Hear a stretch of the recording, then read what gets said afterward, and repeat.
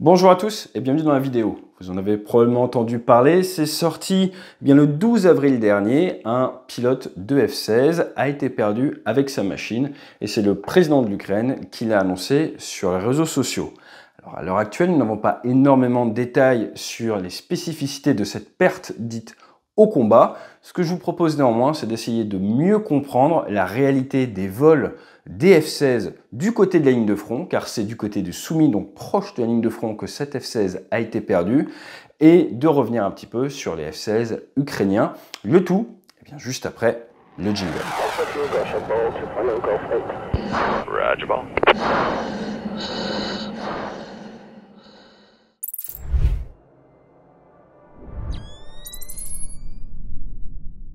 Comme vous le savez, une vingtaine à l'heure actuelle de F-16 ont été livrés à l'Ukraine. Il s'agit d'un monomoteur. C'était le marché du siècle dans les années 80.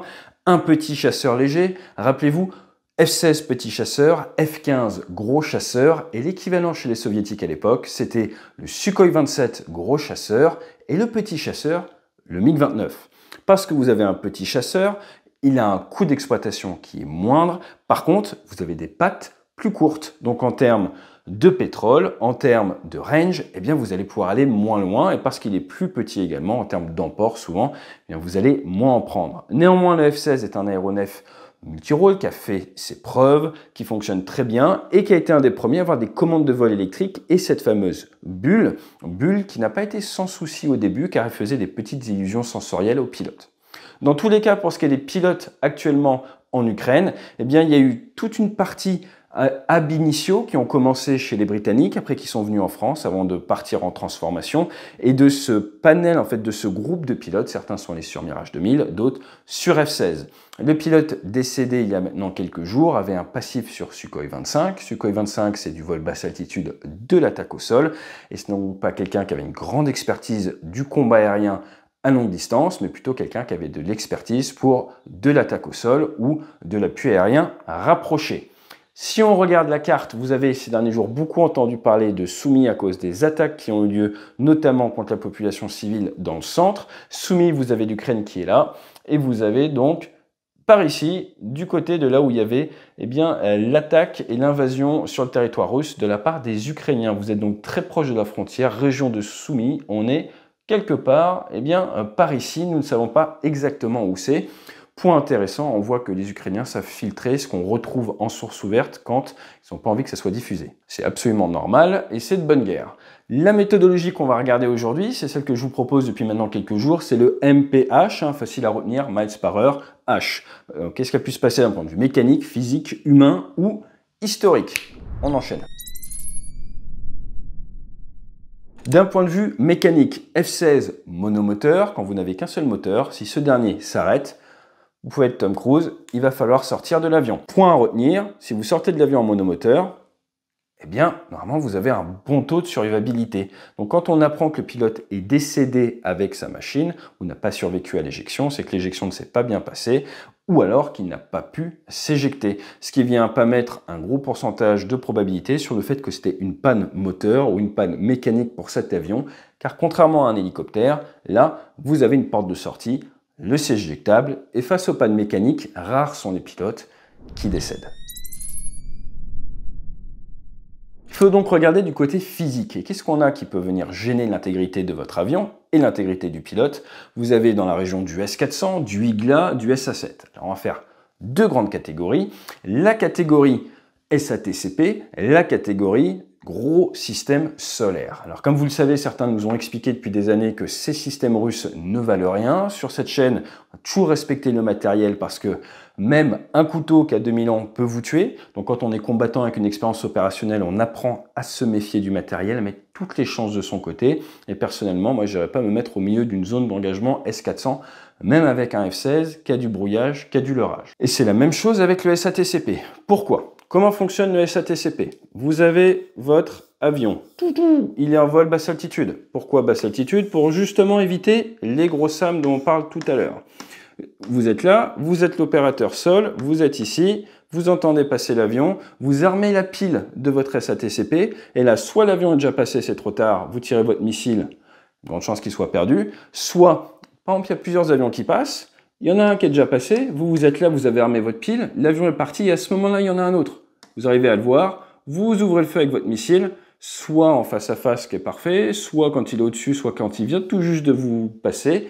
Le missile à basse altitude, pendant quelques secondes, va aller plus vite que le chasseur, va pouvoir le rattraper en se guidant sur la chaleur de son réacteur. Et donc, pour éviter ça, si le pilote observe avec un F-16 de première génération le départ missile, c'est pour ça qu'on aime bien voler à plusieurs, à ce moment-là, il va réduire les gaz, il va envoyer des leurres dits infrarouges, et tout ce qui est système là, de guerre électronique ne servent pas à grand-chose parce qu'il faut vraiment réduire votre signature infrarouge. Mais même en réduisant cette signature, elle est quand même assez forte, et fonction de la génération du sol-air très courte portée qui vous vient dessus, il va falloir la séduire avec les leurres infrarouges. Sinon, vous êtes mal. Le délai pour faire tout ça, c'est quelques secondes seulement. Et on a vu à quel point les SATCP peuvent être létaux contre notamment les hélicoptères. Il y en a beaucoup qui ont été perdus, notamment au début du conflit, pour ça. Pourquoi au début du conflit? Eh bien parce que d'un point de vue géographique, vous avez par exemple la région qui est là. Si vous restez avec la frontière qui est là, tac, tac, tac, tac, tac, ça c'est la ligne de front. Si votre F-16 est ici et que l'adversaire est de ce côté de la frontière, il ne va pas vous embêter avec le SATCP. Pour être tirable en SATCP, il faut que votre avion soit au-dessus des lignes adverses, à basse altitude.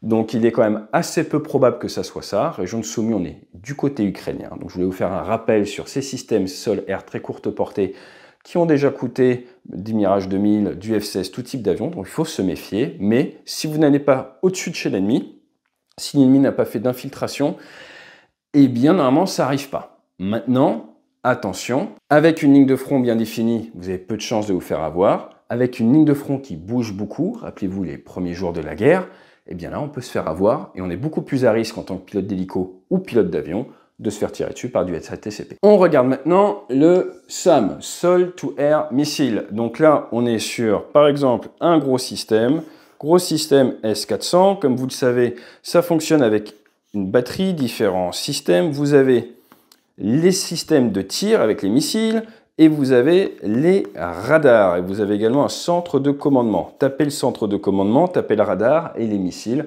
ne servent à rien. Donc ça va fonctionner avec le radar. Et le radar, lui, il envoie, pour faire simple, des ondes radar dans le ciel. Et donc si vous êtes détectable par ce radar et que vous avez une trajectoire qui va vers le système, il va pouvoir vous envoyer un missile qui, après plusieurs dizaines de secondes ou minutes de vol, va vous intercepter si vous avez continué sans trop bouger. Si maintenant vous êtes rentré dans, on va faire comme ça, vous êtes rentré dans son domaine d'interception, vous y êtes resté 20 secondes, 30 secondes et vous avez fait demi-tour, le temps que le missile vienne vers vous, il avait calculé votre position future, eh bien vous êtes sorti de son volume d'engagement et il a tiré pour rien. Autre point, je vous parlais tout à l'heure du vol basse altitude, si vous volez très bas et qu'il n'y a pas d'autre système de radar pour le S400, eh bien il ne va pas vous voir. Maintenant, s'il y a d'autres systèmes, il peut travailler en réseau, mais non, on ne sait pas s'ils ont cette capacité à l'heure actuelle, surtout que les A-50, les avions de guet aérien russes, en ce moment, ne volent pas beaucoup parce qu'ils ont eu de l'attrition. Donc si vous êtes caché, très bien, attention à SATCP, mais tant que vous êtes chez vous, tout se passe bien. Si par contre, vous êtes en hauteur, peut-être pour protéger vos collègues qui, eux, font de l'attaque au sol et que vous avez une mauvaise information sur la position du S400, un problème de guerre électronique ou qui vous font une sorte d'embuscade, vous pouvez vous faire punir. Donc le plus probable face à un système sol-air, c'est de rentrer et de rester trop longtemps dans son volume d'engagement, possiblement parce que le système a été déplacé, que vous n'avez pas la bonne information et que votre système de guerre électronique, soit vous n'y avez pas prêté assez d'attention, soit vous aviez trop de charge de travail, vous n'avez pas vu. Autre possibilité physique, c'est le combat aérien. Les gros missiles russes, ce sont le R-37 et le R-77. Ces deux-là, on s'en méfie. Pourquoi est-ce qu'on s'en méfie?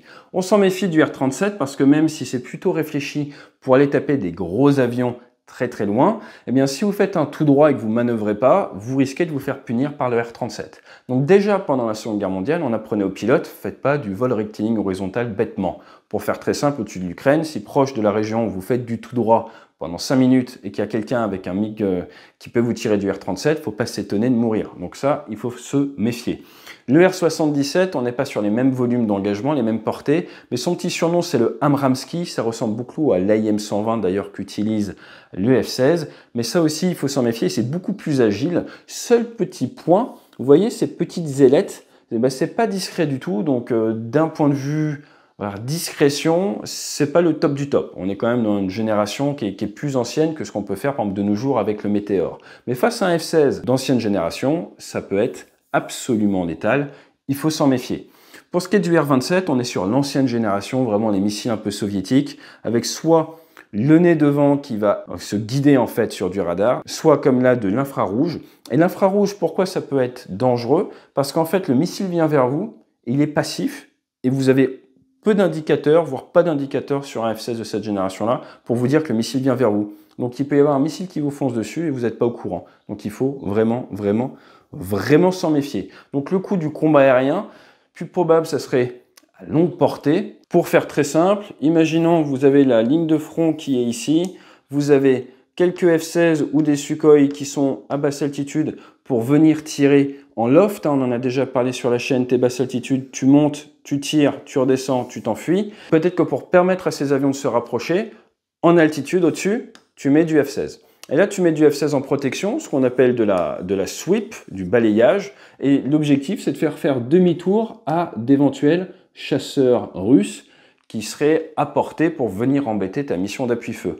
La problématique, c'est quoi? C'est que si tu as un équipage ici qui n'a pas une bonne conscience de la situation sur la présence des Russes, si tu as un Russe qui est caché à basse altitude, qui attend que tu te rapproches pour monter et te faire un tir, tu peux te faire surprendre. Donc quand tu fais des raids comme ça coordonnés avec du sweeper et de l'attaque, généralement en Occident, on a un avion radar ou on a de la liaison 16 qui permet à tout le monde de bien savoir qui est où. Je dis généralement parce que quand j'ai commencé, on n'avait pas ça, la techno n'était pas là, donc on sait faire sans, mais faire sans, ça demande des années de métier et d'entraînement.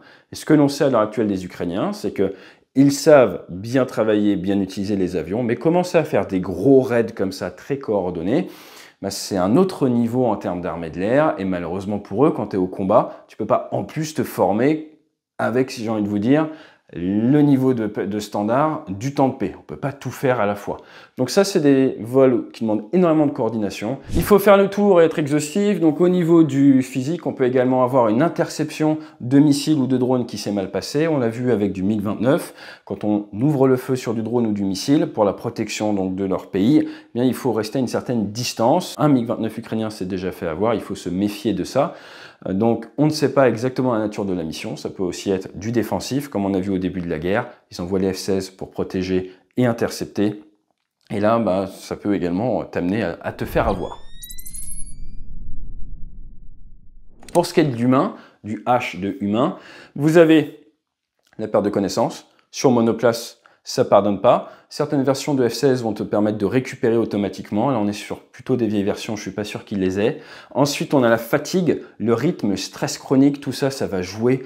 6 mois de guerre, 1 an de guerre, 2 ans de guerre, 3 mois de guerre, la fatigue, les jours qui rallongent, les attaques la nuit, ça n'arrête pas. En termes de rythme, ça épuise. Regardez d'un point de vue historique ce qui se passait pour les pilotes de la Royal Air Force qui étaient sur le porte-avions de la Méditerranée, qui étaient à Malte, ils n'en pouvaient plus, ils étaient cadavériques, ça fatigue énormément. Et dans des avions de haute performance, quand tu es crevé, quand tu es déshydraté, tu tires sur le manche et que ça part à 7, 8, 9 G, eh ben, tu peux tomber dans les pommes et même sans tir adverse, finir au tas. L'autre chose qui existe, c'est le CFIT, Control Flight into Terrain. Donc c'est ça qui, par manque en fait de conscience de la situation, tu amènes ton avion dans le sol. Ça peut être dû à des illusions sensorielles. Là-bas, il n'y a pas trop de relief, donc c'est pas trop un facteur. Mais fatigue, illusions sensorielles, CFIT, mauvaise météo, tout ça, ça peut arriver. On est obligé d'en parler. Je vous rappelle qu'il y a déjà eu des soucis humains, des L-39 qui s'étaient percutés en entraînement. Donc la fatigue, le rythme et également la normalisation de la déviance. C'est la guerre, c'est dangereux, il y a des pertes. Tu vas accepter un niveau de risque que tu n'accepterais pas tant de paix, surtout dans une guerre de haute intensité comme ça, et ça peut t'amener tout simplement à piloter de manière moins précautionneuse que ce que tu devrais. Autre point sur lequel on est obligé d'aller, c'est la notion historique. Je vous rappelle que la première perte de F-16, c'était Moonfish en août 2024, c'était un tir fratricide. Alors qu'il décollait pour intercepter des drones et des missiles de croisière, il a été pris pour un de ces missiles, un de ces drones. Et on avait prévenu sur cette chaîne bien avant que ça arrive que c'était le gros danger si on déploie des chasseurs modernes là-bas, surtout des chasseurs occidentaux. Le problème un petit peu de coordination, les Américains, je vous rappelle, en mer Rouge, ont abattu un de leurs chasseurs. Pendant les guerres du Golfe, c'est arrivé des Britanniques, des Américains abattus par des systèmes de défense aérienne. On a également des avions de ligne qui ont été abattus par des systèmes de défense aérienne. Ça, le fratricide, face à une vague saturante, c'est extrêmement dangereux. Il faut s'en méfier, il faut être très discipliné là-dessus. Alors maintenant, pour l'historique, je voudrais aller sur le côté attrition, parce qu'on parle de tout et de plein de choses par rapport à cette guerre, mais je pense que ça manque un petit peu de mise en perspective. Est-ce que l'attrition, est-ce que 2 F-16 perdus là, en quelques mois, c'est beaucoup? On va regarder, ne me croyez pas sur parole, on va regarder quelques chiffres. On va regarder le Vietnam, qui a duré une petite dizaine d'années, j'en parle dans Au-delà de l'Ukraine. Les hélicoptères au Vietnam, c'est 11 846 hélicos américains qui ont participé. Ils ont quasi perdu la moitié. 50% de la flotte a été perdue. Maintenant, on va regarder les avions du SAF, l'armée de l'air américaine. Ils ont perdu 1737 avions au combat, 514 par des accidents. Et la Navy, 532 au combat, 329 par accident. Je ne sais pas si vous vous rendez compte en termes d'attrition, ça vous paraît énorme. Regardons les autres guerres. On va regarder le taux de perte pour 1000 vols. 1000 vols. Au Vietnam, on a vu des pertes, c'était énorme. 0,4 pertes pour 1000 vols. C'est-à-dire que vous faites 2500 vols et normalement, ça va mal se passer pour quelqu'un. Maintenant, la Corée, c'était tous les 500 vols que ça se passe mal. Et la Seconde Guerre mondiale, un vol sur 10. Donc, regardez cette évolution. Un vol sur 10, un vol sur 500, un vol sur 2500 au Vietnam par rapport aux chiffres qu'on a vus. Donc, il y a beaucoup plus de matos. Mais regardons un petit peu les vraies pertes d'après les sources ouvertes en Ukraine en ce moment. Ça, ce sont les pertes russes. Au 1er avril, d'après Oryx, on voit 137 avions, 157 hélicos. Pour les Ukrainiens, source, ce que j'ai retrouvé sur Wikipédia. On peut en discuter toute la journée, mais ça permet au moins d'avoir des chiffres et d'avancer. 2022, 104. Du L-39, du MiG-29, Sukhoi 27, 24, 25, Antonov, Ilyushin. Très bien. 2023, 25. Là, on en a beaucoup moins, forcément. Ensuite, 2024, 30 et 2025, depuis le début de l'année, 4, dont notre F-16. Et ces deux-là, je crois qu'ils ont été retrouvés sur une vidéo, mais c'est des pertes antérieures. Qu'est-ce que l'on voit? On voit, eh bien, première année de guerre, beaucoup d'attrition. Après, on est sur quelque chose d'assez stable. Et cette année, pour l'instant, c'est plutôt faible. Avec ces chiffres, on en arrive donc à la conclusion que l'attrition, à l'heure actuelle, en Ukraine, dans le ciel, d'un côté comme de l'autre, on peut la qualifier, pour une guerre de haute intensité, de faible. Et pourquoi est-ce qu'elle est faible? Parce que nous sommes face à une ligne de front qui ne se déplace pas plus que ça. Et il n'y a pas introduction d'un côté comme de l'autre de matériel de rupture technologique dans le combat aérien. Ce qui se fait que d'un côté comme de l'autre, on a une bonne idée de où se situent les systèmes solaires, on a une bonne idée des tactiques et des distances auxquelles il faut faire demi-tour pour pas se prendre une bûche, comme on dit, un missile. Et à l'heure actuelle, d'un côté comme de l'autre, on a du personnel qui a conscience de ça, qui essaye d'évoluer dans une guerre où il faut tenir sur la durée, en privilégiant la survivabilité de son vecteur et de sa personne à l'accomplissement d'un exploit sur le champ de bataille qui, de toute façon, ne bouge pas énormément. Donc dans la guerre, vous avez différentes phases, les phases de campagne, les phases de grandes manœuvres, où là, on a une attrition qui sera beaucoup plus forte par vétusté du renseignement et surprise, et on a des phases plus consolidées où ça bouge un petit peu, où là on est pour la phase aérienne sur de l'attrition beaucoup plus faible, car la volonté c'est de durer et de pouvoir mettre en œuvre l'aviation dans le temps.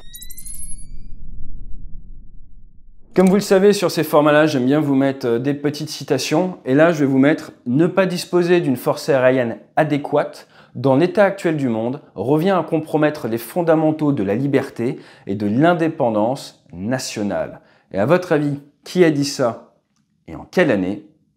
Laisse le mettre dans les commentaires. Et c'est Winston Churchill. Et accrochez-vous bien, c'était en 1933. Donc on voit que certaines choses ne changent pas. L'importance de l'arme aérienne. On voit comment d'un côté comme de l'autre, les protagonistes se sont adaptés aux forces en présence. essayent d'exploiter la troisième dimension à leur avantage. Et là, j'ai presque envie de vous dire, c'est normal de temps en temps, d'un côté comme de l'autre, un avion sera perdu pour une des raisons qu'on a vues avec le MPH. Si l'aviation, c'est quelque chose qui vous intéresse, on a notre tout nouveau bouquin, regardez, il est là, il est caché. C'est Crash, c'est ces accidents qui vous sauvent la vie.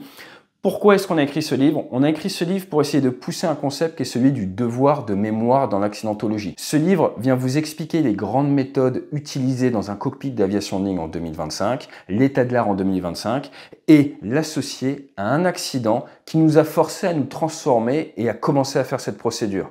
Donc l'idée, le cerveau aime bien les histoires, c'est que votre cerveau se dise, tiens, la checklist, d'où est-ce que ça vient? Ça vient d'un crash, d'un prototype en 1935 et c'est Boeing qui a fait la première checklist. Et en quelques pages, on vous explique ça, on vous met les schémas. Et ça vous permet de savoir, quand vous faites une checklist, grâce à qui? C'est Major Hill, vous faites cette checklist qui peut-être peut vous sauver la vie. On a d'autres thématiques, comme par exemple la communication sécurisée. Et on est allé chercher des accidents anciens ou plus moderne, pour vous montrer l'importance de faire ces méthodes, l'importance du briefing, l'importance du débriefing et rendre ces concepts mémorables grâce aux leçons du passé.